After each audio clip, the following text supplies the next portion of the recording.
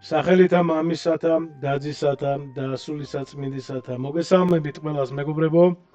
დღეს ჩვენ ვაგრძელებთ კითხვას სწავლას წმინდა მამების გამარტებით. ახალი აღთმა ლუკას ახარება თავი მეცხრე და ჩვენ ვიწყებთ პირველი მუხლიდან. მოუხმო თავის 12 მოწაფეს და მისცა მათ ყველა ეშმაკის დათქმულისა და სალმობათა განკურნების ხელმწიფება და ძალა. წმინდა იოანე ოქროპირი ამბობს მეგობრებო, რომ გამარტავს უბრალოდ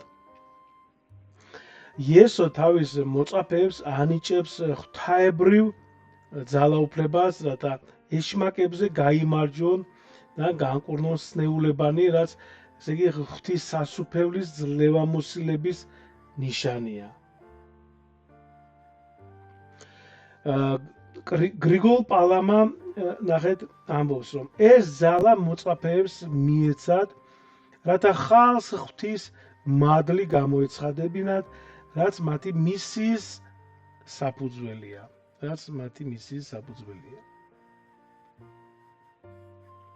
ბასილი დიდი ამბობს, ძალაუფლების მინიჭება მოწაფეებისადმი, ესე იგი ცხადყოფს, რომ ღვთის ნება მისი მსახურები ხალხისთვის სასწაულებით ემსახურონ. ეს არის ესე იგი ღვთის ნება, ხო? შემდეგი მეორე მუხლი. წარგზავნა ისინი ღვთის სასუფეველის საქადაგებლად და სნეულთა განსაკურნებად. კლიმენტი ალექსანდრიელი. მოწაფეები გაგზავნილ იქნენ როგორც ღვთის მოციქულები, ხო, რათა ესე იგი ახარებდნენ ხსნის ცნებას და ხალხს სულიერი განკურნება, რომ ესე იგი მიეტანათ მათთვის, ხო, სულიერი განკურნება. ეფრემ ასური ასევე ამბობს მეგობრებო, რომ საქადაგებლად გაგზავნა ნიშნავს, რომ მათი მისია სიტყვითა და საქმით ღვთის ნების გამოცხადებაა. წმინდა ათანასე დიდი ამბობს, განკურნება და ქადაგება ერთმანეთს უკავშირდება. რატომ? რადგან სხეულის განკურნება სულის ხსნისკენ მიგვიყვანს. შემდეგი მესამე მუხლი. და უთხრა მათ, ნურაფერს წაიღებთ გზაში, ნურს არგანს, ნურს აბგას, ნურს პურს, ნურს ვერცხს, ნურს ორხელ სამოს. ესე თქვათ, გრიგოლ ნაზიანზელი ამბობს, რომ ეს გვასწავლის, რომ ღვთის მსახურება მარტივი და ნდობით სავსე უნდა იყოს, რადგან ღმერთი თავად ზრუნავს თავის მსახურებზე. ხო, იოანე დამასკელი ამბობს, რომ მოწაფეებს მოუწოდებენ მთლიანად ღვთის განგებულებას მიენდოთ, ხო, მატერიალური საზრუნავის გარეშე. ასევე ჩვენს მეგობრებო უნდა, რა თქმა უნდა, სრულად მივენდოთ და ჩვენ გქონდეს იმედი ღვთისა, სასწრება, იმედი.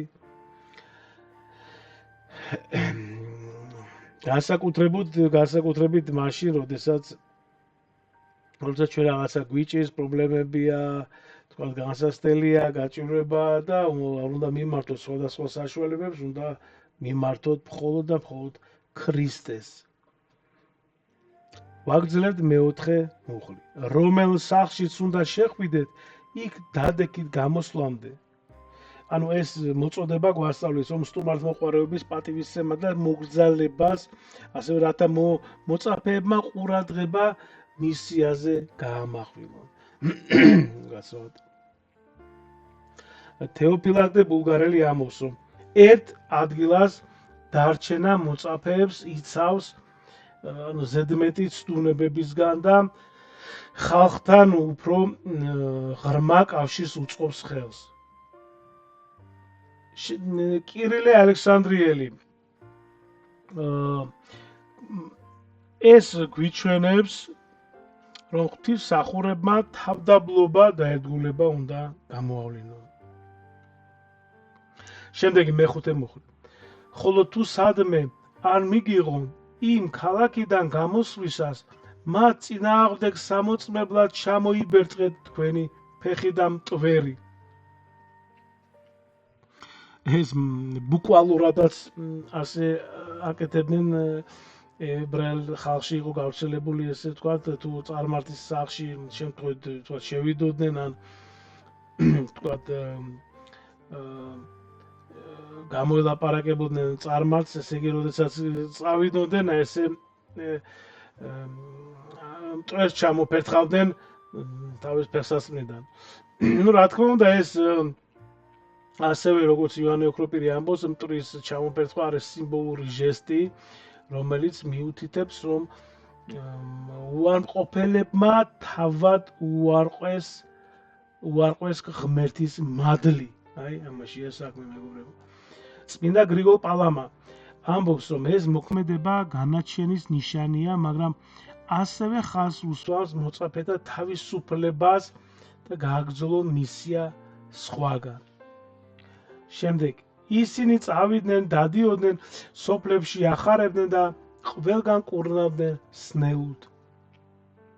გაიგო ჰეროდე მეოთხედ მთავარმა ყველაფერი, რაც მოიმოქმედა იესომ და საგონებელში ჩავარდა, ხო, ვინაიდან ზოგიერთი ამბობდნენ იოანე აღდგა მკვდრეთითო. იოანე დამასკელი გამარტავს, რომ ჰეროდეს შფოთი გამოწვეულია მისი დანაშაულის გრძნობით, რადგან ის ფიქრობს, რომ იოანე ნათლისმცემელი დაბრუნდა. წმინდა თეოფილაქტე ბულგარელი ამბობს, ეს ცხადყოფს, რომ ხალხი ხედავდა ღვთის ძალას იესოს მოქმედებებში, თუმცა მის ვინაობა სწორედ ვერ ხვდებოდა.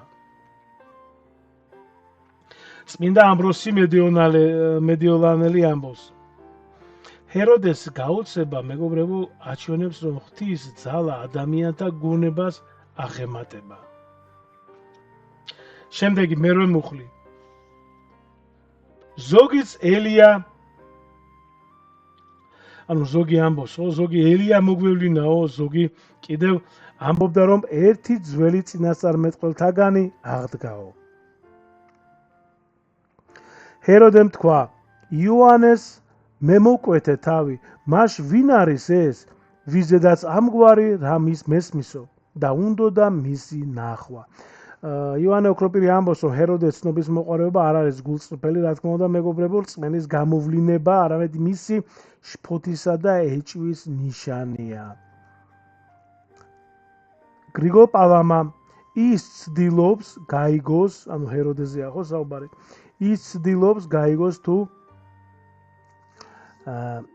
რა ძალა დგას იესოს უკან, მაგრამ მისი გული ჯერ ღვთისკენ, რა თქმა უნდა, არ არის მიმართული. ეფრემ ასური გამარტავს, რომ ჰეროდეს სურვილი ნახოს იესო ქრისტე მის შინაგან ბრძოლას ასახავს, მაგრამ ის ჯერ არაა მზად ჭეშმარიტების მისაღებად. შემდეგ ვაგრძელებთ, მეგობრებო, მეათე მუხლიდან. დაბრუნდნენ მოციქულები და აუწყეს იესოს ყველაფერი, რაც გააკეთეს, ხოლო მან წაიყვანა ისინი და უდაბურ ადგილას გამარტოვდა იმ ქალაქის ახლოს, რომელსაც ქვია ბეთსაიდა. გამარტოვება გვასწავლის, რომ ხანდახან მოციქულებმაც კი უნდა ისვენონ და ღვთის თანდასწრებაში განახლდნენ. ამბროსი მედიოლანელი ამბობს, რომ ეს აჩვენებს, რომ იესო ზრუნავს თავის მოწაფეებზე მათ სულიერ და ფიზიკურ კეთილდღეობაზე. წმინდა ბასილი დიდი გამარტავს, რომ გამარტოვება ლოცვისა და ღვთის ციების დროა, რაც მისიის გაგრძელებისთვის აუცილებელია. შემდეგი, მაგრამ გაიგო ხალხმა და გაყვა მას, იესომ შეიწყნარა, ისინი ღვთის სასუფეველზე ლაპარაკებოდა მათ, ხოლო ვისაც განკურნება სჭირდებოდა, კურნავდა.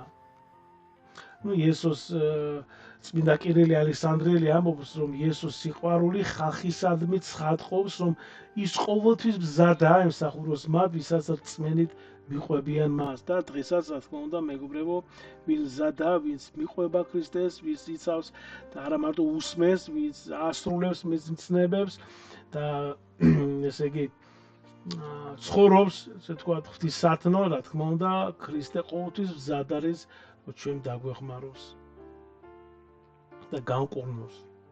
წმინდა გრიგოლ ნაზიანზელი: ღვთის სასუფევლის ქადაგება და განკურნება ერთმანეთს ავსებს, რადგან ორივე ხსნისკენ მიგვიყვანს.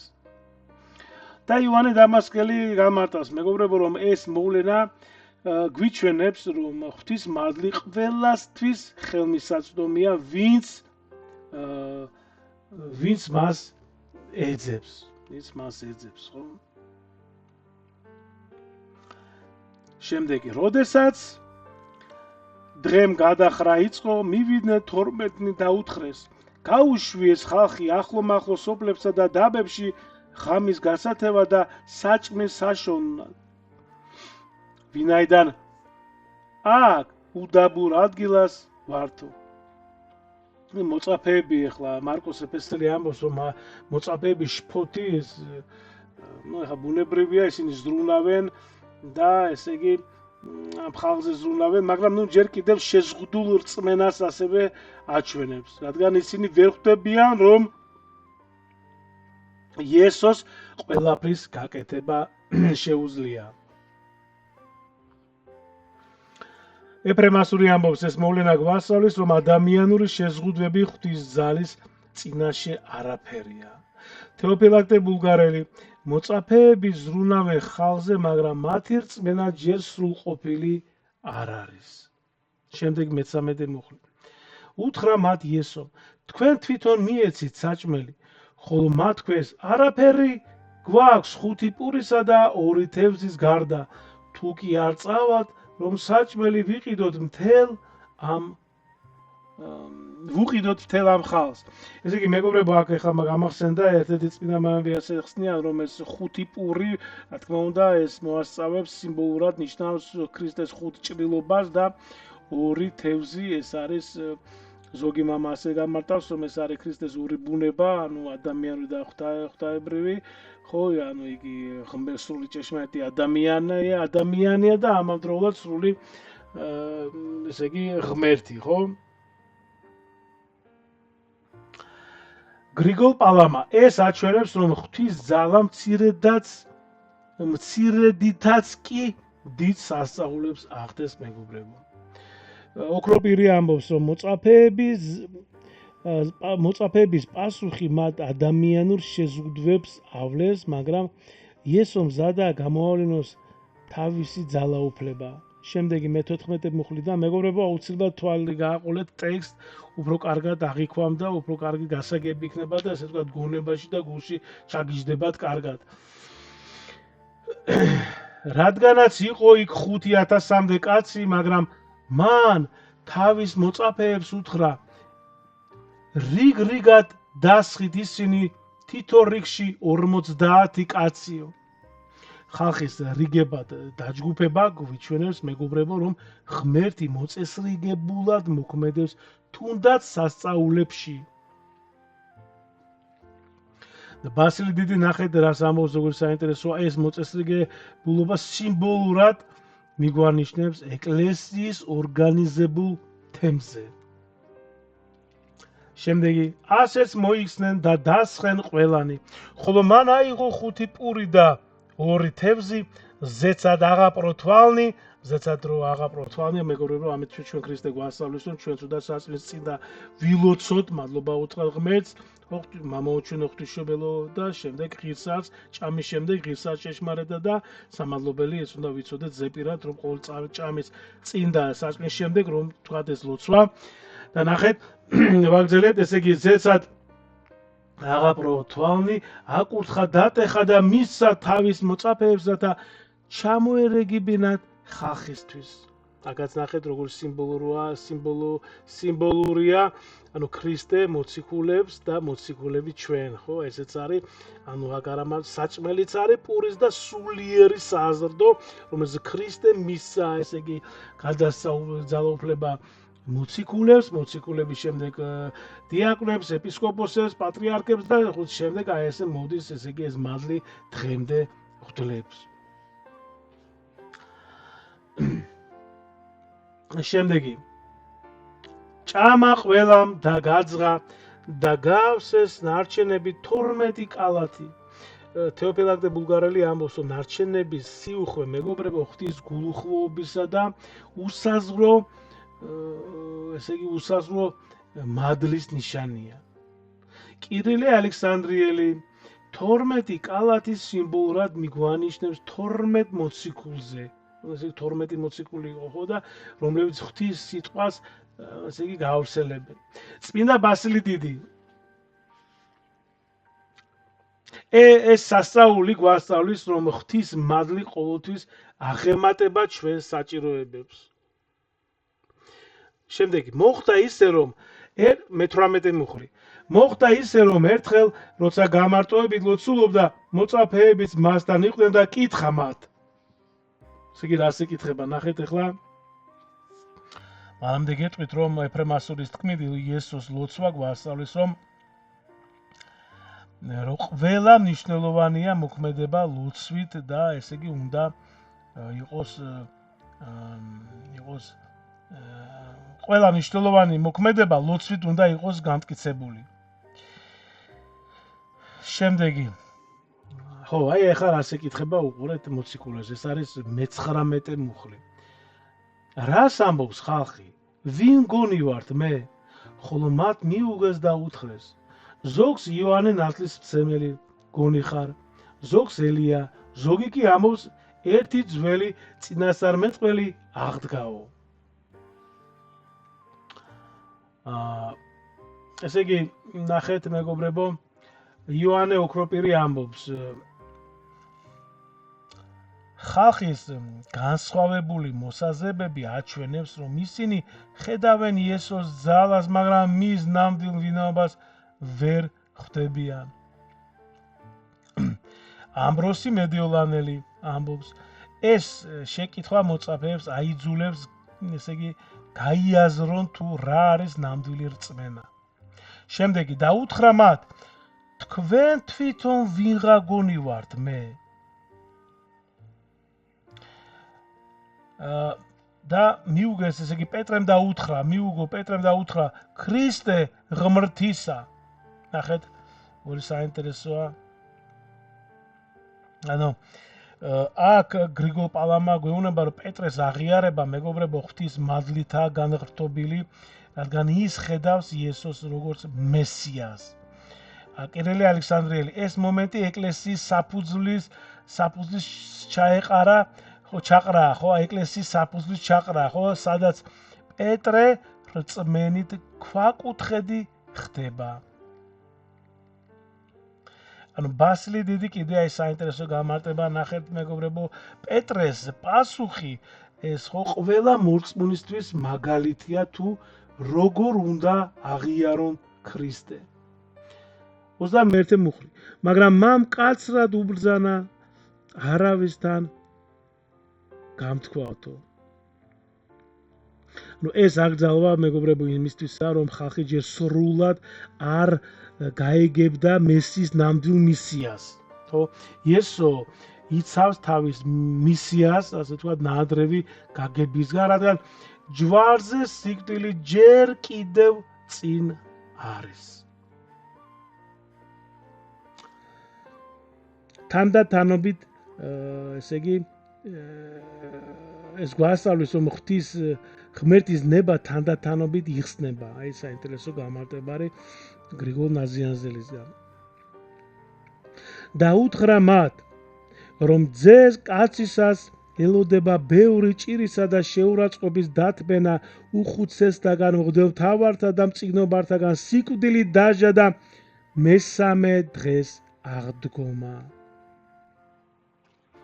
და მიმართა ყველას, ვისაც სურს მომსდიოთ, განუდგეს თავის თავს, აიღოს თავისი ჯვარი და გამომყვეს მე.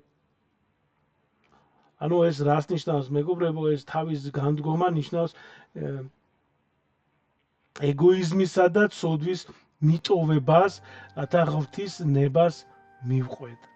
ჯვრის აღება რას ნიშნავს მეგობრებო, რომ ესე იგი გვიჩვენებს, რომ ქრისტეს მსახურება მსხვერპლსა და თავგანწირვას მოითხოვს, ხო? თავგანწირვას და მსხვერპლს მოითხოვს. ანუ ეს მოწოდება ყველას ეხება, ვისაც სურს ნამდვილი ცხოვრება მიიღოს. შემდეგი, რადგან ვისაც სურს სულის ხსნა დაკარგავს მას. და ვინც ჩემი გულისთვის დაღუპავს სულს, ის იხსნის მას. აი, ნახეთ, ხო, პარადოქსი გვასწავლის, ხო, ეს პარადოქსი, ხო, რომ ნამდვილი ცხოვრება თავის უარყოფაში და ღვთისთვის მსახურებაშია, მეგობრებო. წმინდა მარკოს ეფესელი გვასწავლის, რომ გამარტავს უпростоრად, რომ სულის დაკარგვა, ხო, ნიშნავს ამ ქვეყნიური სურვილების მიტოვებას ღვთის სასუფევლისთვის. ნახეთ, ღვთის ღმერთის გულისთვის თავგანწირვა ნამდვილ სიცოცხლეს მოაქვს. აი ასე. შემდეგი ვაგრძელებთ, შეგახსენებთ, ეს არის ახალი აღთმა ლუკას მე-9 სახარება, ლუკასაც მე-9 თავი 25 მუხლი. ვაგრძელებთ. რას გამორჩება კაცი თუ მოიგებს მთელ ქვეყანას და თავის თავს კი დაღუპავს ან წარწმენს. ამ ქვეყნიური სიმდიდრე, მეგობრებო, არაფერია თუ სული სამუდამოდ დაიღუპება, ხო? ანუ ეს გვასწავლის, რომ ნამდვილი ფასეულობა სულის ხსნაშია და არა მატერიალურ მიღწევაში ან რაღაც დროებითი წამობრევია, თუნდაც ესე იგი წუთობრივები, რაღაც სიამოვნებები და ასე შემდეგ. წმინდა ამბროსი მედეოლანელი ამბობს, ეს შეკითხვა ყველა მორწმუნეს უბიძგებს, ესე იგი გაიაზროს ცხოვრების ნამდვილი მიზანი რა არის. შემდეგ, რადგან ვისაც ვერ ცხრინები მეცა ჩემი სიტყვების ძეც კაცისა სამარცხვინოდ მიიჩნევს მას, როდესაც მოვა თავისი მამამისსა და წმინდა ანგელოზთა დიდებით. ანუ ქრისტეს უარყოფა, მეგობრებო, ამ ქვეყნად განაჩენს, ესე იგი მოაქვს, ხო, და რადგან ღმერთი განსჯის ჩვენს ერთგულებას, ასე ვთქვათ. ეს მოგვიწოდებს გაბედულად ვაღიაროთ ჩვენი რწმენა, რადგან სირცხვილი ღვთის წინაშე დიდ ზარალს მოაქვს და აგერ გრიგოლ პალამაც ამბობს, რომ ქრისტეს სიტყვების მიღება ნიშნავს მისი ნების მიღებას, რაც ხსნის გზა არის. ხო, რაც არის ხსნის გზა და დღეს ბევრს ცხენია პიჯის გადაწერა, ესე იგი და ასე შემდეგ და ასე შემდეგ. ხა აღარ გავაგრძელებ ამაზე საუბარს, თორე შორს აგვიყვანს, მაგრამ ერწმუნეთ ასეა. შემდეგი, ჭეშმარიტად 27 მუხლი. ჭეშმარიტად გეუბნები თქვენ, ზოგიერთი აქ მყოფთაგანი არ იგემებს სიკვდილს, სანამ არ იხილავს ღვთის სასუფეველს. რას ნიშნავს, მეგობრებო, ეს სიტყვები? ეს მიგვანიშნებს ფერის ცვალებაზე. რო ხო, როდესაც თაბორის მთაზე ფერი იცვალა უფალმა, ხო, და იქ პეტრე, იოანე და იაკობი არის, 3-20 კურს წაიყვანს, ანუ სადაც ზოგიერთი მოწაფე იხილავს ქრისტეს დიდებას. ეფრემ ასური ამბობს, რომ ღვთის სასუფეველის ხილვა შესაძლებელია ამ ცხოვრებაში, როგორ რწმენითა და მადლის მეშვეობით. ანუ მარკოს ეფესელი, ნახეთ რა საინტერესოდ ამბობს, რომ ეს სიტყვები ხაზს უსვამს, რომ ღმერთის სასუფეველი ახლოსაა მათთვის, ვინც ღვთის ნებას მისდევს. შემდეგი, მოხდა ისე, რომ ამ საუბრიდან 8 დღის შემდეგ წაიყვანა პეტრე, იოანე და იაკობი და სალოცავად ავიდა მთაზე. ლოცვისას სახის ფერი იცვალა, ხოლო სამოსი მისი გახდა სპეტაკი და ელვარე. ესე იგი, ნახეთ, ფერის ცვალება ცხადყოფს, მეგობრებო, რომ ქრისტეს ღვთაებრივ ბუნებას, რომელიც ადამიანურ ბუნებაშია განმღრთობილი. წმინდა კირილე ალექსანდრიელი მისი სამოსის სპეტაკობა, მისი სიწმინდისა და ღვთაებრივი დიდების სიმბოლოა, მეგობრებო. ანუ ეს მოვლენა ეს მოვლენა მოწაფეებს ამზადებს, რომ ესე იგი გაიგონ, რომ იესო ქრისტე ღმერთი და ადამიანია. შემდეგი და აჰა ორი კაცი ესაუბრებოდა მას, ესენი იყვნენ მოსე და ელია. მოსე და ელია წარმოადგენენ ესე იგი რჯულს და წინასწარმეტყველებს, რომლებიც ქრისტეში ასრულებული. ანუ ქრისტეში აღსრულდება. ანუ მათი გამოჩენა ცხადყობს, რომ ქრისტე ძველი აღთქმის შემსრულებელია და ყველაფერი აღსრულდა, ესე იგი, რაც იყო ნათქვამი ძველ აღთქმაში წინასწარმეტყველების მიერ ქრისტეზე. ამიტომ აუცილებელია, მეგობრებო, იმ არღზე მაქვს მე ძველი აღთქმა, მართალია ჯერჯერობით პირველი წიგნი დაბადება, რა თქმა უნდა, ისიც წმინდა მამის გამარტებით ძალიან საინტერესოა და ვისაც გაქვს სურვილი, შევბრძანდით ბატონო და ესე იგი მოусმინეთ წმინდა წერილს აუცილებლად. ძველი აღთქმა. ხოლო ახალი აღთქმა სულად არის მათეს სახარება და იოანეს, ისიც რა თქმა უნდა წმინდა მამის გამარტებით. და ეხლა ვარ ლუკას სახარების პროცესში, როგორც ხედავთ.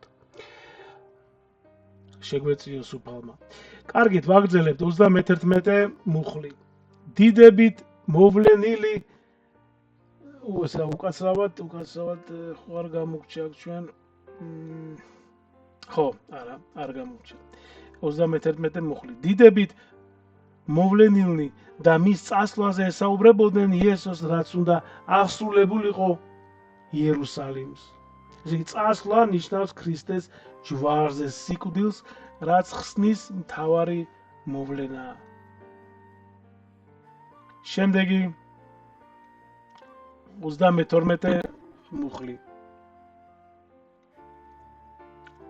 ხოლო პეტრე და მასთან მყოფნი დამძიმებულნი იყვნენ ძალით და როდესაც გამოიღვიძეს, იხილეს მისი დიდება და მასთან მდგომარე ორი კაცი. ხოლო როცა დააპირეს გასცლოდნენ მას, პეტრემ უთხრა იესოს, მოძღვარო, რა გვიჯობს ამ ყოფნას? მოდი გავაკეთოთ სამი კარავი, ერთი შენ, ერთი მოსეს და ერთიც ელიას, რადგან არ იცოდა რას ამბობდა.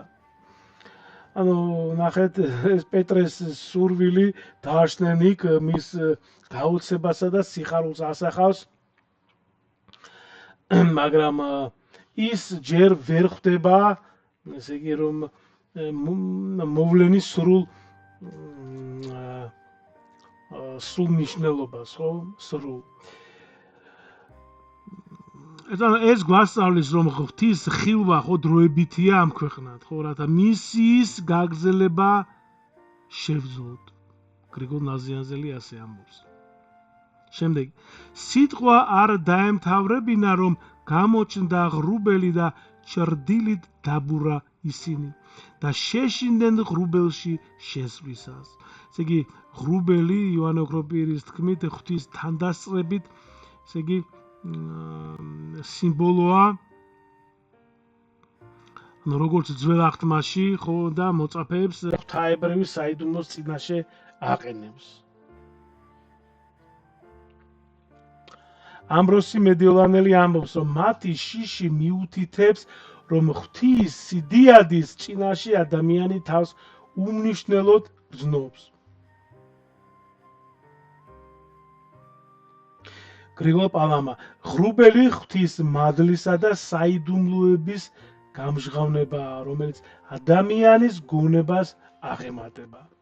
შემდეგ, და გაისმა ხმა ღრუბლით, რომელმაც თქვა, ეს არის ჩემი ძე საყვარელი, მას უსმინეთ.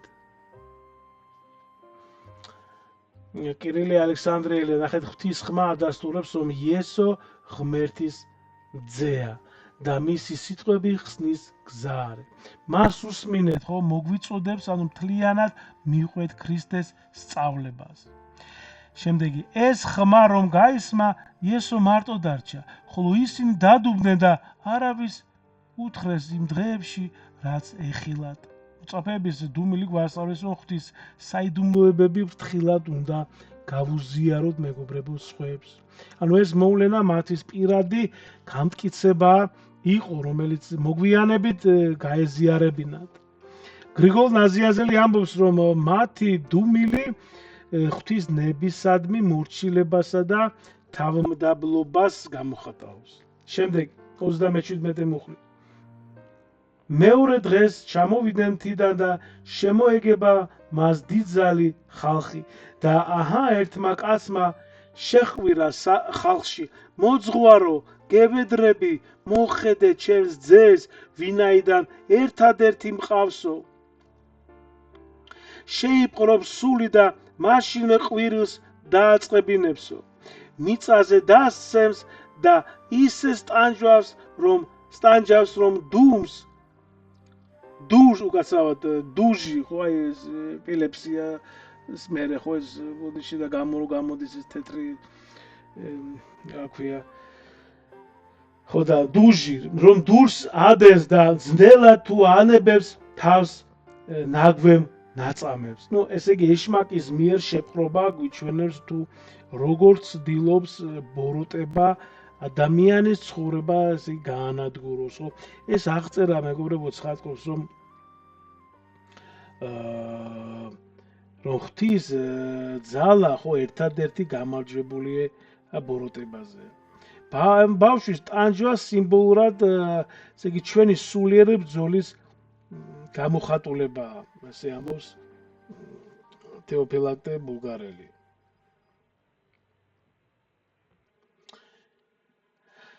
შემდეგი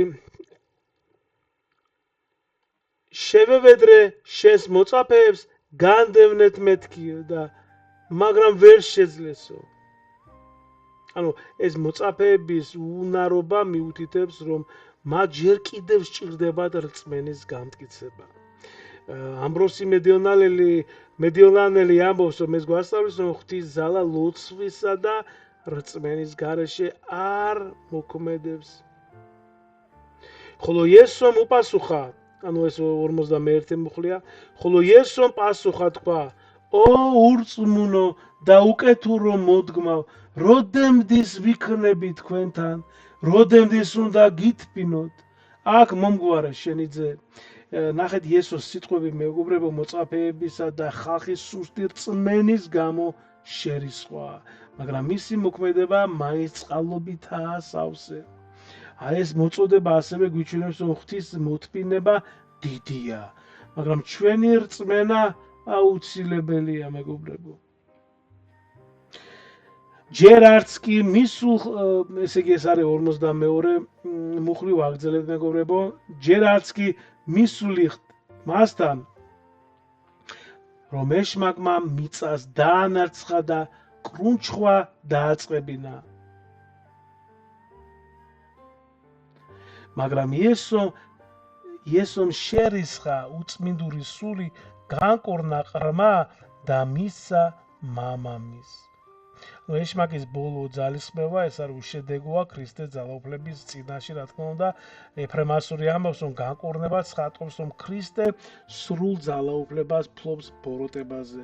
ყრმის მამის დაბრუნება ეს არის ღმერთის სიყვარულისა და ზრუნვის გამოვლინება. შემდეგი უკვირდა ყველას ღმერთის სიდიადე და განსვიფრებული იყო მით რომ რაც მოიმოქმედა იესომ, ხოლო მან თავის მოწაფეებს უთხრა: ყურად იღეთ ეს სიტყვები, ძე კაცისა მიეცემა კაცთა ხელში, მაგრამ მათ ვერ გაიგეს ეს სიტყვა და დაფარული დარჩა მათთვის, ასე რომ ვერაფერს მიხვდნენ იმისა, კი შეეშინდათ რომ ეკითხათ თუ რას ნიშნავდა ეს.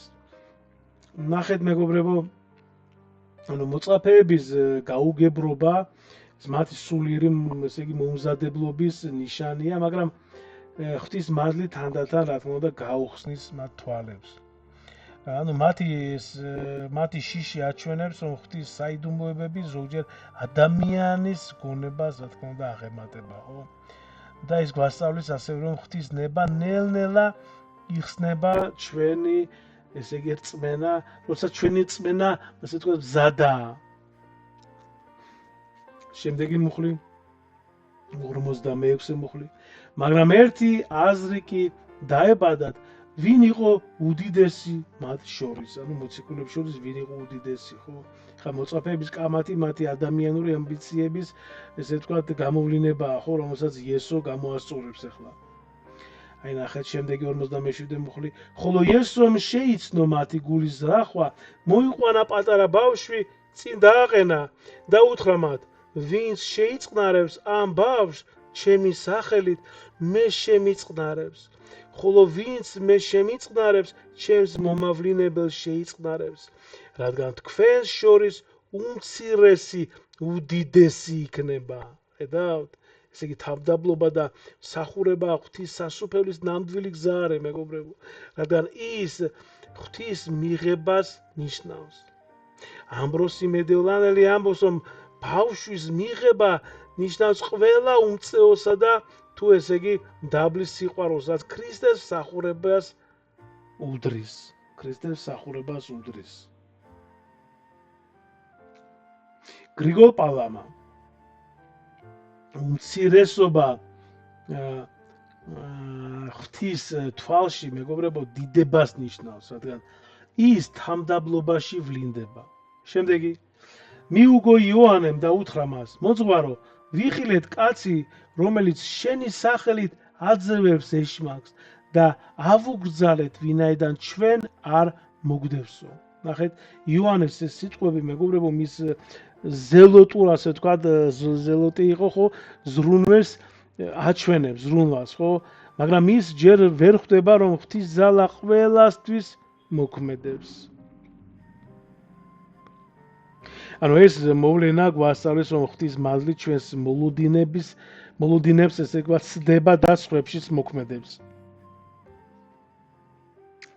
უთხრა მათ, ესე იგი ესაა 50 მუხლი ჩვენ ვაგრძელებთ ლუკას მე-9 თავი.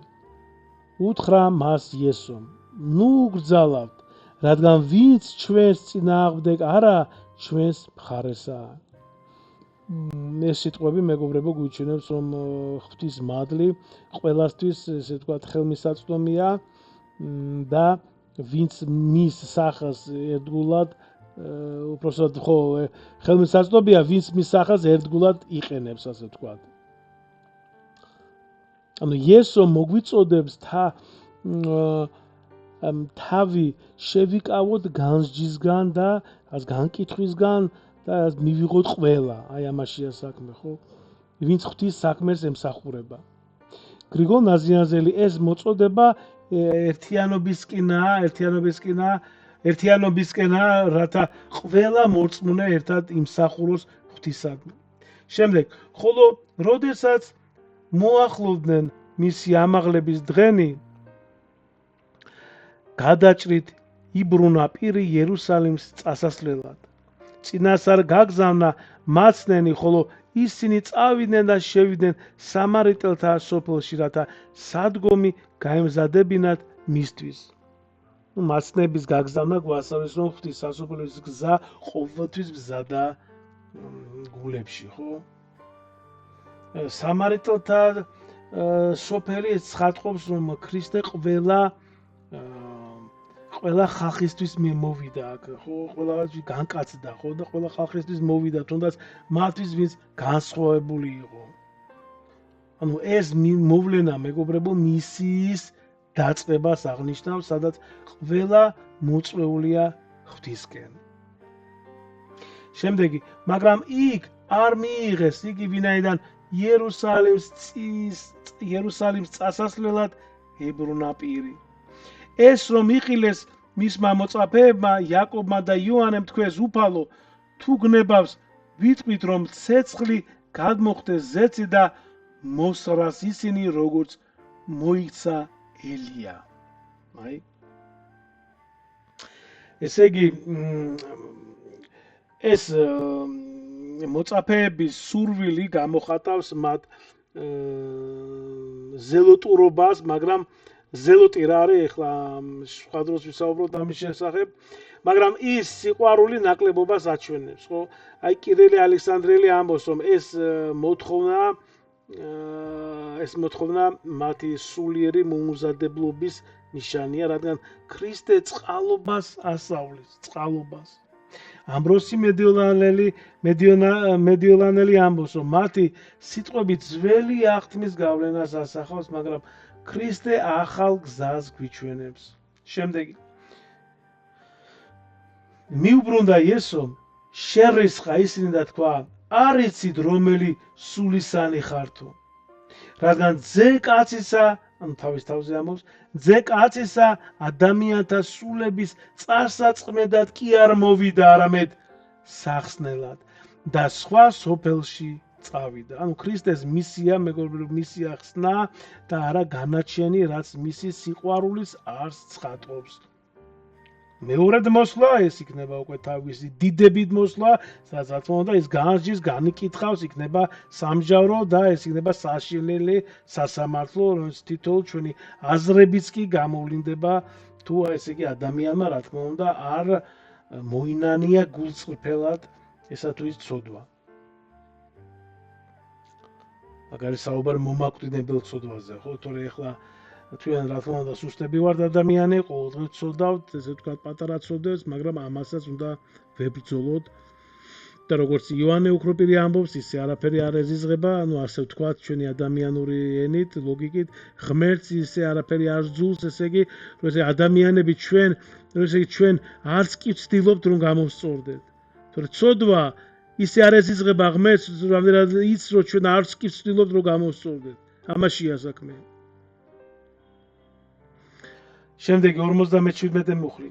მოხდა ისე რომ გზაში ვიღაცამ უთხრა, სადაც უნდა მიდიოდე, თან გეახლები უფალო. ანუ ამ კაცის სურვილი ახლა გულწრფელია, მაგრამ იესო მას გამოსდის, რათა გამოავლინოს მისი მზაობა. ასევე მეგობრებო, ამბროსი მედიოლანელი ამბობს, რომ ეს მოვლენა გვასწავლის, რომელიც იგი ნახეთ მოწაფეობა მსხვერპლსა და თავდადებას, თავგანწირვას მოითხოვს, სიყვარულს. კირილე ალექსანდრიელი ეს თხოვნა ცხადყოფს, რომ ბევრს სურს ქრისტეს მიყოლა, მაგრამ ყველა მზად არ არის. დაუთხრა მას იესომ, მელიებს სოროები აქვს და ცისფრინველებს ბუდეები. ძე კაცისას კი არ აქვს სად მიიდრიკოს თავი, ხოლო მეორეს უთხრა, გამომყევით. მან კი თქვა, უფალო, ნება მიბოძე, ჯერ მივიდე და დავმარხო მამაჩემიო. მაგრამ იესომ უთხრა მას, აცალე მკვდრებს თავიანთი მკვდრების დამარხვა, შენ კი წადი და ღვთის სასუფეველი ახარე ხალხსო. რაც ნიშნავს მეგობრებო ეს მკვდრები დამარხონ თავისი მკვდრები, ანუ მკვდრები აქ სიმბოლურად ნიშნავს მათ, ვინც სულიერად მკვდარია, ანუ ღმერთის ნების გარეშე, ხო, რწმენა არა. ასევე ამბროსი მედიოლანელი ამბობს, რომ ეს მოწოდება ხაზს უსვამს, რომ ღვთის სასუფეველის ქადაგება არის უმთავრესი მისია. შემდეგი 61. ერთმა სხვამაც უთხრა, მე გამოყვები უფალო, მაგრამ ნება მიბოძე, ჯერ მივიდე და ჩემიანებს გამოვეთხოვო. ანუ ეს თხოვნა გვაჩვენებს, რომ ზოგჯერ ადამიანი ყოყმანობს, როცა ქრისტეს მიყოლას ირჩევს, ქრისტეს გზას ირჩევს, ხო? ეფრემესური ნახეთ ამბობს, მაგრამ ღვთის მსახურება მოითხოვს სრულ თავდადებას ყოველგვარი პირობის გარეშე.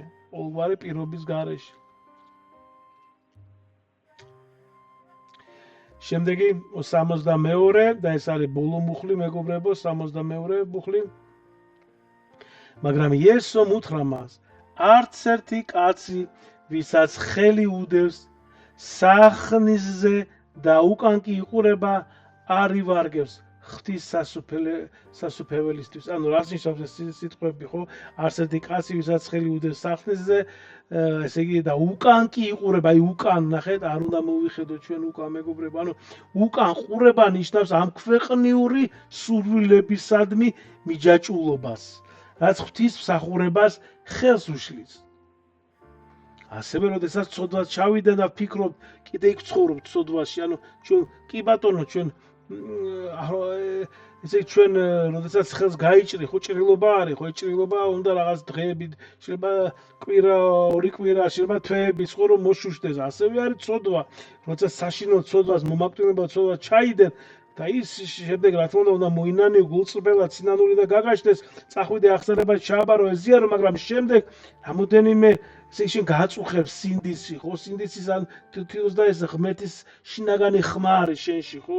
და გააწუხებს და შენ ფიქრობ და აქედან ეშმაკიც გიჩიჩინებს, რომ ეს ლაქენი ეს მიუტევებელი ცოდვა, შენ ეს სასოწარკვეთებაში რომ ჩაგაგდოს, მაგრამ არა, არ უნდა მივიხედოთ ჩვენ, მივიხედოთ უკან. იმიტომ რომ ჩვენ დავიცხოვრეთ დღეს, აი ამ წუთას, აი ამ წამს უნდა ვიცხოვროთ და ღვთის იმედი უნდა გქონდეს, სასწრება ღმერთის, რომ ღმერთი შეგიწყალებს შენ და გაპატიებს. და რა თქმა უნდა იუდასაც აპატიებდა უფალი. უკან არ უნდა მივიხედოთ როგორც ლოტის ცოლმა მიიხედა, გახსოვთ ძველ აღთმაში, ჩვენ გავივლით ამას, წავიკითხოთ და გაშეშდა. თეოფილაქტე ბულგარელი ამბობს, რომ ეს მოგვიწოდებს, რომ სრულად მივუძღვნათ თავი ღვთის გზას, ყოველგვარი ყოყმანის გარეშე. და ბოლოს წმინდა გრიგოლ პალამა ამბობს, რომ ღვთის სასუფევლისთვის მსახურება მოითხოვს მუდმივ ესე იგი ფხიზელ ყოფასა და ერთგულებას.